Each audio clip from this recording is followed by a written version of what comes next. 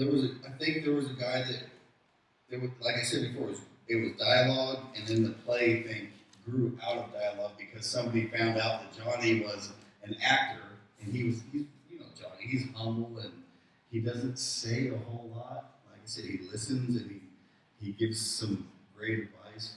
But somebody found out that he was an actor, and they said, "Do you ever think about doing a play with us?" And he's a Shakespeare well, I didn't know what Shakespeare was until Johnny explained it to oh, that's what he's saying. So it was really neat to have somebody like Johnny be able to guide us, and just we became a cohesive team. Like every one of us are totally different humans in life, but I still talk to bunch of these guys, and not all of them, but a bunch of them since I've been out. Just that moment in time, it's weird. Like Mr. Green talked about the older gentleman in the play. There's just this, the warp and the web, how sometimes you just meant to cross paths for a minute, but there's still a lot of friends we have, and it's really, really impressive that time in our life, and Johnny's involved and taught us so much. Beautiful. I love that answer. And Aurora, looks like you have a question. Yeah, I was just curious, what's kind of like the main thing that you took out of this experience, and how have you been able to apply it to your life now that you're out of prison? I learned how to put a dress on. The zipper's in the back usually, you need help. No, I think just, it's so deep, it's so hard. Love is so much. There's so many different layers to it. Like I said, Johnny, why is this guy here in prison? What are we doing here? What's his motive for it? And then I started understanding he's just here. He loves us. He loves us as humans, and that changed me. It did something inside my brain because he sat there and actually listened to. He never had a wrong thing to say to anything that we said. It was just always let's think about that for a minute. And that when you really understand somebody's actually hearing what you're saying, what your problems are, what your life is, for something that a stranger, it's life changing. It really is. Oh, beautiful answer. Thank you. Sarah, hi.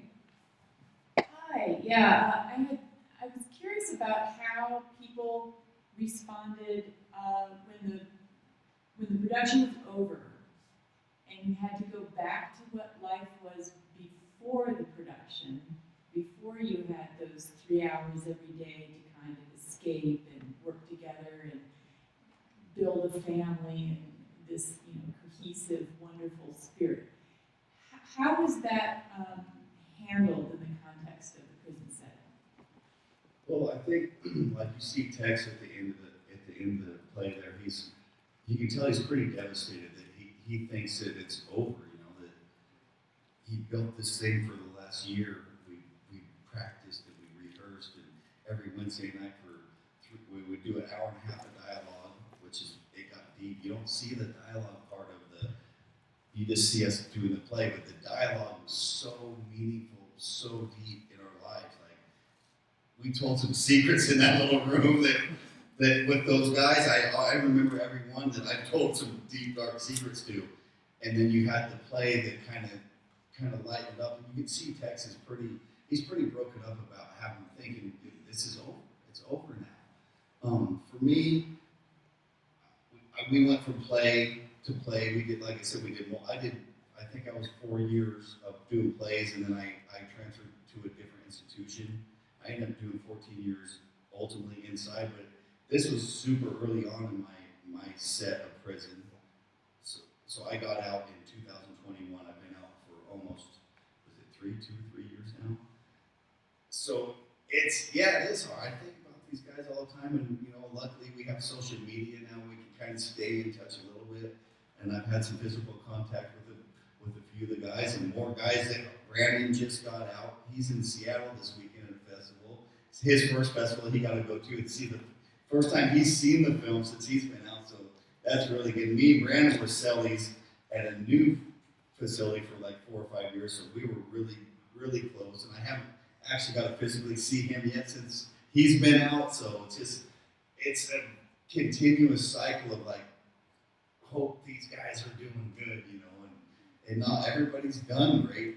It's just one of those things. At that moment in time, that team that we had, it built a team like you said, for what's done for my life is like communication and respect for one another. It's helped me move on and use those skills in my regular life. Like, we have to have that for each other to be successful. That's what I feel. Absolutely. Sarah, was there anything else you want to add? Thank you. I just was, especially with Tex, I mean, it was really poignant how he was Yeah, feeling at that moment in time. you could tell it really was affecting him. He thought like, and I don't know. I haven't really had contact with Tex. I don't know where he's at or how he's doing. I really don't. And another audience question? So it's so important to be heard and to be loved, and I'm wondering if you know whether this program or another program like that is continuing there or continuing other places that we could support. There is. I know that. So this was Open Hearts, Open Minds. That's how Johnny got involved in Two Rivers Correctional Institution, and he actually came in to do a monologue, and then so he said, I want to go back and talk to these guys. He's just that special of a person. I want to go and sit with these guys and talk to them. And so I think it takes a special character to be able to reach certain people, like especially being heard. I felt my whole life like I've never been heard. And I was, like I said, I was skeptical of Johnny. Like, what is this guy doing here? What's his motive? Yeah, and I had a motive because I wanted to be in the play. And so I would set the dialogue like this. Okay, hour and a half of dialogue. Let's get to play rehearsal. And then I thought something clicked in my mind one day. I went, this guy's driving from Portland every Wednesday, rain, snow, or shine, driving to Yuma till he was there to hear us. And that's Johnny. I don't know how else to explain it. I know he loves us. I know he does. And that carries on.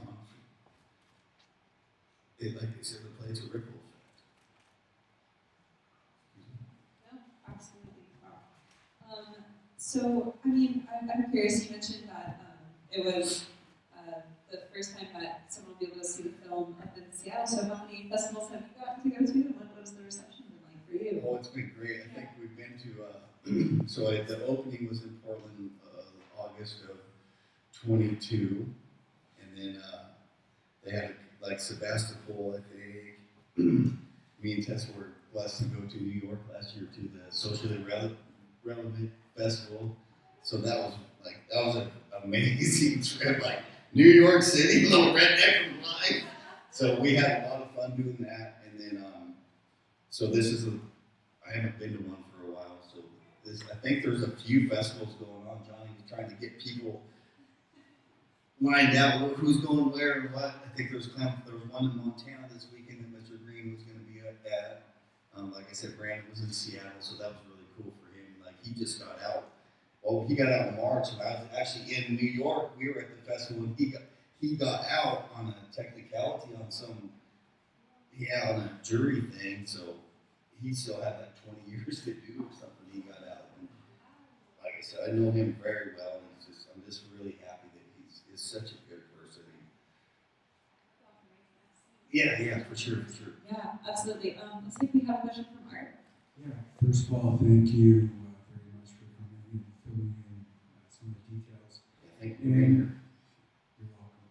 And if you know the answer to any of this, so it seems like it started with Johnny just doing the program, and then how did the filmmaker get involved and her history?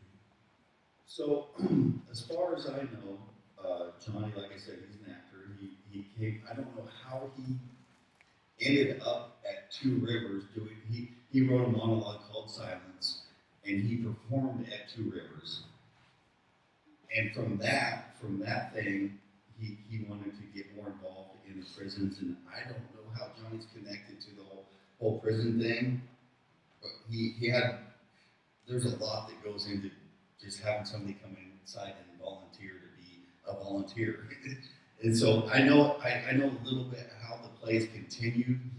He got more involved with like the director of prisons, Colette Peters. She's very graceful with this program that Johnny started, and I know now that it's really got big. Bushra, I think, was just a longtime friend of Johnny's, and she was a professor at Portland State. So she brought students in. I remember having fun with a bunch of those film crew. They were kids, and they were the mic guy. We would kind of say stuff in the microphone when they had us mic'd up. Anyways, that's another story. So that's how that's how Bushra ended up in the prison. And then like this film was filmed in 2010, I guess. And then Bushra ended up, she got sick and was ill with cancer in 2019. She passed away. She's moved through the illness. And one of her last wishes was that this film would get finished. Like she told it, she said, I want the film to be finished. And so a whole team of people, they finished it for her. And this is it. It's really neat. It's really, really good. Yeah, again, thank you. Thank you, Art. Yeah, I mean, speaking of, there's so many people who have to come together, and the credits list is so long, and so it's beautiful to kind of see them commemorate, Bushra's legacy. Edie Maysberg, Pacific Media Arts Associate Professor who came in post-production and was a good friend of Bushra's and helped with it, said the idea of transformation was important to Bushra. There's a power and freedom in reimagining our stories, and I think the message in this film is that you can transform yourself through art. Would you agree with that? What do you think the message is when you've seen it and watched it? Yeah, I definitely agree with that. It's like art is it's very transformative. I've been like just doing the play, just trying to be Helena. It's very challenging, but you're not, like Zab was saying, we're not us here. We're not here for 3 hours. In that setting, I've been thinking about auditioning for a play outside of prison, and there's a little local group. I'm from Roseburg, Oregon. And there's a local theater thing. We went to a play last night, Einstein. It was a one-man show. It was very interesting. So yeah, art is powerful.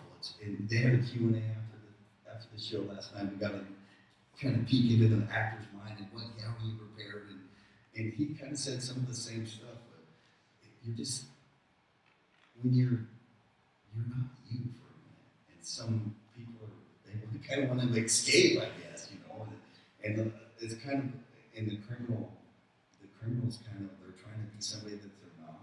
When you're committing crime, that's not them. That's not who you are. You're escaping for something that you're not. So acting's kind of the same way, but the reaction from the crowd, like when we have those little set-ins and the crowd would come, it's exhilarating to be able to connect with the crowd. That's what I loved about it. It was like, wow, really neat. I'm in a dresser. I don't care. The crowd's happy. You can just feel it's a love. It's a love thing. Well, speaking of playing Helena, I couldn't help but notice in the film how the director of the play saying, imagine you're on your wedding day and you're very happy. So congratulations is in order, because it kind of feels full circle that you being here with your fiancée Tessa. What is that kind of like? It's pretty exciting.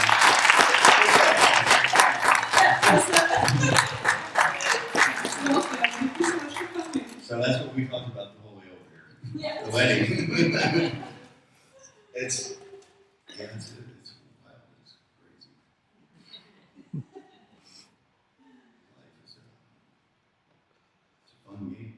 We just keep going. Pretty beautiful. It's a beautiful thing. Yeah, it is very beautiful. Yeah, absolutely. What a testament, for sure. So what is life like for you now? Are you used to ranching, Roseburg? busy. How's it Busy. going? You sound very busy. Yeah.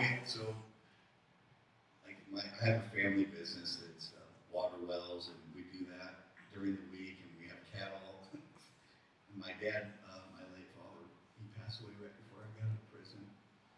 So he was a cattle rancher and a hard worker. He's kind of a blue collar, hardcore guy. And so me and my brother are trying to keep that legacy alive and keep going. So that's what we're headed home tonight. We're shipping cattle tomorrow to the market.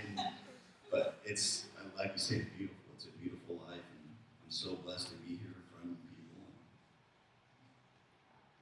So busy. Yeah, So it's thank you busy. for It's making great. the It's time. great. Yeah, we're so It gives excited. you feel like less of a criminal. Yeah. Doing things, just work, and have a beautiful fiance and everything's, life is great.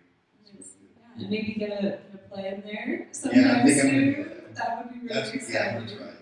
Definitely keep the film updated on that.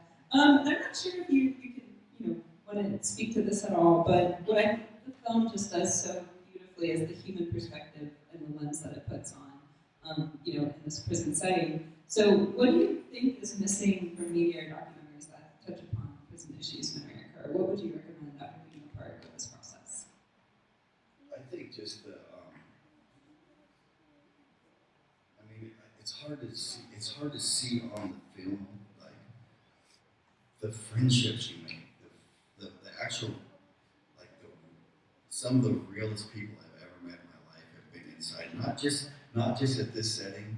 I've been to multiple institutions, and it's really strange how good people are in prison. They're all criminals, but they're the most respectful, good people I've ever met. And I just want people to understand that there's some goofy, really messed up guys out here, but they're so good though. They're in their hearts. Most all of us are so good in our hearts. They've just made some fucking mistakes.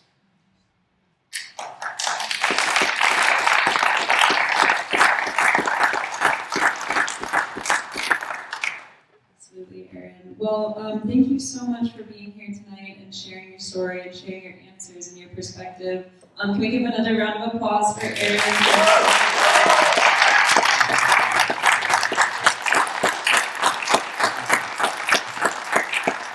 And our next film and our last film of the evening will be beginning at 7:15, so we have about a 20-minute break before then. It's Finding Groovopolis and filmmaker Will Christensen.